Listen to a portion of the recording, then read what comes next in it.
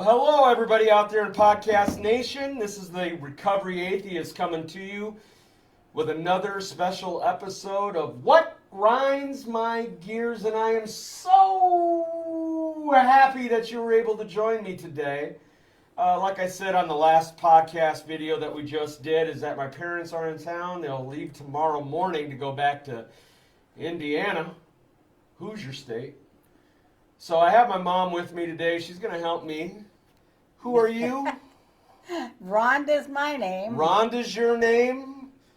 And what, podcasting's your game? Oh, well, I guess. Today. She was all nervous about having to be in front of the camera. But I decided we'd go ahead and do this, obviously, for my fans, but family members, everything like that. It'll be interested in seeing what's going on. So our topic today that we're going to discuss on what grinds my gears is going to be fake people. People that are not authentic. People that will say something to your face with a smile, maybe lie about it and do something completely different behind your back. Right. So what, for you, how does it make you feel when you run into somebody like that, or how do you even know that they're that? What feeling do you get when you have to deal with someone like that? Well, if they're responding to me in a different way than what I think they should be responding, I know I kind of went through that on Saturday when we were at a graduation party and coming up, and you know, you kind of say things to people and it's their reaction to what you say. They might be saying exactly what they think you want to hear, but it's their look. Or the inflection, the tone. Yeah, and you know they are disappointed in what you said. Oh, okay. Yep, I see what you're saying there. Yeah, when it comes to that kind of a way a person is, it really bugs me. Because when I go through in life, I try to be, now I haven't always been in the past, but I try to be as authentic today as I possibly am, and that's with the good and the bad. So if I'm trying to talk to someone, I want to make sure that I'm being authentic and proving to them that they can. It's kind of a trust thing, isn't it? Yeah. That when you have someone that's in that situation, you can't trust them, and you definitely don't want to put any weight into what they're saying. Does it have an effect on you to where, like, emotionally you feel a certain way? Yeah. I question them in their whatever they say to me. I lack trust in what they say. And it's different people that I am in contact with that I don't always see out of them what I think they should be doing. They might say one thing and do another. So, have you ever like gone back and said anything to them after that? Have you ever like confronted someone? Yeah. Yeah, I want to get into that. I do. I want to get into that because you normally are you have that nice personality, but I know that deep inside there is something about you that definitely can come out and do it. So, how do you react sometimes to that, or give me a situation story of where it didn't go well for you? Well, I can use my husband as an example. There are times that he's acting a certain way or talking, saying things, and I think, that's not what I think he should be. So how do you respond? I with him. Oh, with Dad, you're saying? Yeah. Oh, what is... With him, I'm out. I'm really out with it, with him. Okay, I'm trying to do a show over here, okay? Trying to do a show. You want to be on my next episode of What Grinds My Gears? So how do you respond to it? Does it get him all fired up? Oh, yeah, and he tells me I'm preaching at him. Oh, that's the worst thing to do with my father is to preach at him. Don't want to preach at Dad. If you preach at him, it's on after that. But as far as other people, I don't tell them. Have you ever done it to where you've actually been snippy with someone before? Like, I have no problem doing it. Like, if someone is doing, I will tell them right directly to their face if they're full of crap. I remember at work a few times I would be that way. At Mille Lacs? Yeah. When you were doing the social work stuff there? Yeah. I would. I usually give people cold shoulder. Oh, I know that. Yeah. Anybody out there have a mom that when they're mad at you, they do the whole cold shoulder, not talking to you thing, and you feel horrible about it? It's just absolutely horrible. Or give them the guilt trip Oh. kind of thing. She's a true mom. Yeah. She's a true mom that way. I know. Wait a minute. I've had wives do that. Maybe that's just a woman thing. A I don't know. female thing, maybe. I don't Huh? know. 3 times I've been married. I'm married 3 times, divorced 3 times. It's sad. No healthy relationships. But I am pretty long-suffering with people. I go the extra mile. Well, obviously. I've been married 46 years, I don't know how you've done that. and that hasn't been easy. I don't know how you've done 46 years of marriage. I know. And have to deal with me as well. Yeah. I actually raised 2 kids. That's where it was. I raised 2 kids. What? Well, Ryan will just get a good laugh out of this. By Yeah. the way, thanks, Ryan, for checking out my podcast and stuff. I appreciate you watching. I could always use a Christian's perspective, at least one that has his head screwed on definitely better than some of the other Christians I deal with. So, do you ever have that feeling though, like me? There's times in my head where I just want to just blow up on them, just like take them by the back of the head and just like push them, like hold them over the edge of a cliff, and just. Or just like put them in a chokehold and be like, just go to sleep, just go. Come on, shh, just go to sleep, Yeah. Because I do. There's some people that I deal with that way where it's like I don't have time for it. I have found that out about like in sober living homes that I've lived in, that there'll be guys in there that their conversation is just not worth my time. It's so immature and childish that it's like I'd rather be in my room by myself than to deal with people like that. But that's life. We run into so many fake people and that don't even have any idea what being authentic is. They don't even know who they are. But if it's somebody I deal with on a regular basis, or I have to because of who they are, I just think I'm not going to lower myself to their level. If they want to be that way, two-faced, or say things because they know that's what I want to hear, and yet you could tell by their body language or their facial expression that they don't approve of it or don't like it, I just think, okay. And you just kind of stay away from those people, don't you? Yeah. I know I do. I mean, it's one of those things I always say, if you don't like me, then you don't have to be around me.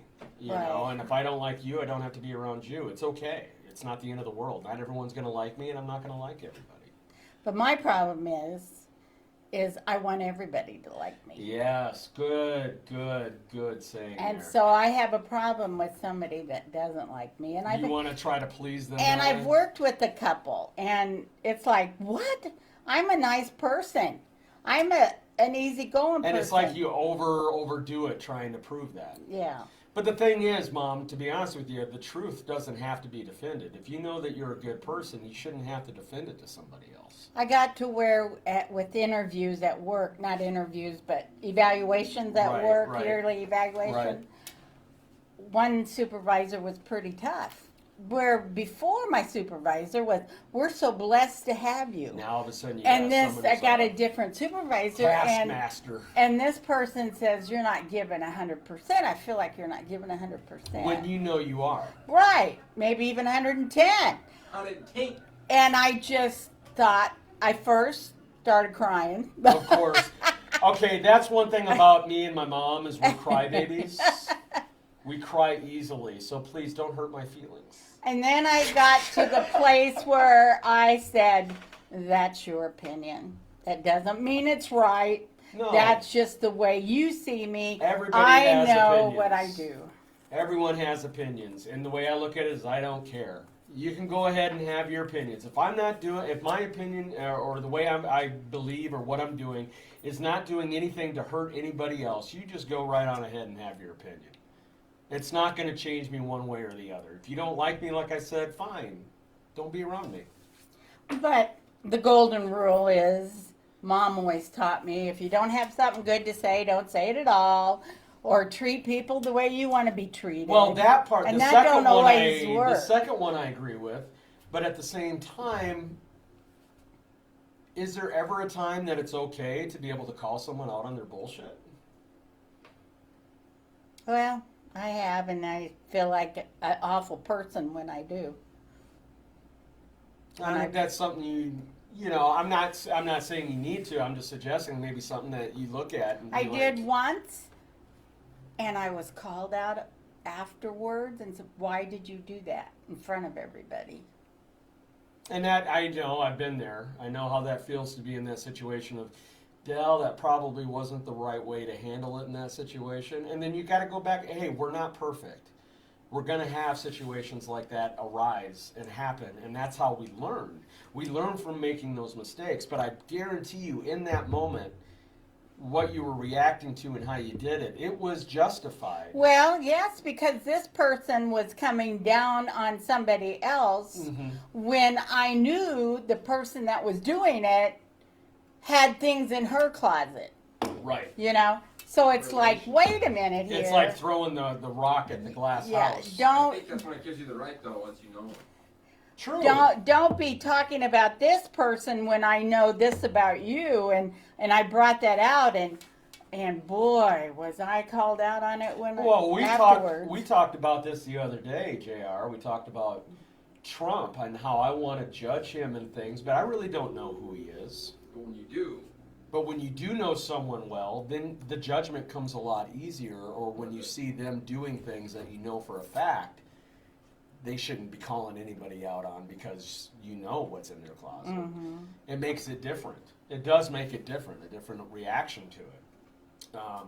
Like my friends, if I know I'm talking about something or doing something that they know I'm wrong in and they call me on it, I had a friend of mine do that at the house. Ian did it to me the other day. I posted something on Facebook that was kind of juvenile.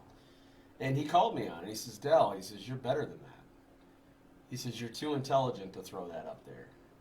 And we had a talk about it. We texted back and forth and had a talk about it. And by the end of it, I agreed. And I deleted it off my Facebook. That I can understand. He knows me. He knows who I am and what I represent. So I don't think that there's anything wrong with calling someone out on their flaws when it's something that needs to be called out on. Now be ready to be able to admit to your flaws when they come back at you. Yeah, and this embarrassed the person because it was in front of other people. Right. And so So you it did it probably- and buried it. Yeah, it probably wasn't a good time to do it. I don't know anybody who hasn't gone through that or done that. Maybe I should have took that person aside and said, hey, what you were saying about that other individual, I didn't like it or something. Right. JR asked me a question here. It says, where's your mom from, born and raised? Oh! We're doing a little questionnaire now. Go yeah, ahead. I was born in Oklahoma. I lived there a month and then moved to Wichita, Kansas. My dad got a job there. So It was I lived... Enid, Oklahoma, right? No, Woodward. Woodward, Oklahoma. And I was raised, grew up in Wichita, Kansas, met my husband there.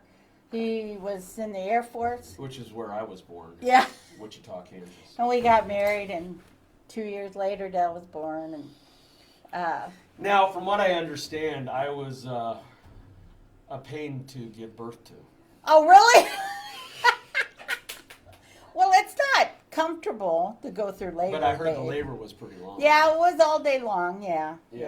So I didn't want to come out. I'm such a mama's boy. Yeah. I did not want to come out. Yeah. I didn't either. So anyway, all right. So So afraid. getting back to it so we can close this out. Obviously, we're talking about fake people and running into them. So, what do you do in that situation to be able to learn from that, or be able to change that, or how you feel, and be able to address that situation better, like the situation that happened, over the weekend for you? How were you able to cognitively look at that and come up with a way of coping skills to deal with that and just be able to move on from it? Of course, I just walked away and just chalked it up to that person and the way that person is, and Right.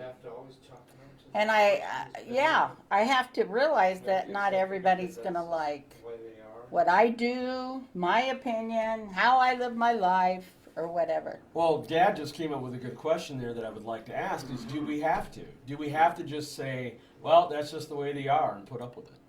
Chalk it up to that. Just chalk it up to that's their behavior. Do we have to put up with it? I don't. I mean, I don't have that's a a question I'm going to end this on, to send it out to my podcast nation. Give me some comments on it. Maybe I'll do another episode down the road about it. But is it necessary for us to sit there and take that? Do we have to just go, oh, well, that's just the way they are, that's just the way it is, and we're just going to have to deal with it? Or are we able to call them on it and say, no, something needs to be different? So yeah, think about that today. I want to thank my mom for coming on with me and Sharon. We're going to go out to Texas Roadhouse now, and we're going to have us some steak. I don't like the way I look on the podcast. You look just fine. Just fine. And of course, Texas Roadhouse, they're picking up the bill. That's just the way it's going to be. He's making more money than I do. I will have them pick up the bill because of the pleasure of being able to be in my company. Yeah. So, yeah. There's that ego again. I have no ego going on whatsoever. Ever. All right, I love you, Mom. I love you too. Love you, Dad. Everybody, thank you for joining. Again, if you need to get a hold of me at all, come subscribe at my YouTube channel, The Recovery Atheist. I'm on Twitter and Instagram, The Recovery Atheist. You can get me on Facebook, Del Bacon, and also have a group, The Recovery Atheist. And then finally, my email address is therecoveryAtheist@gmail.com. Stay safe out there. Peace. My friend just bought this old Salvation Army.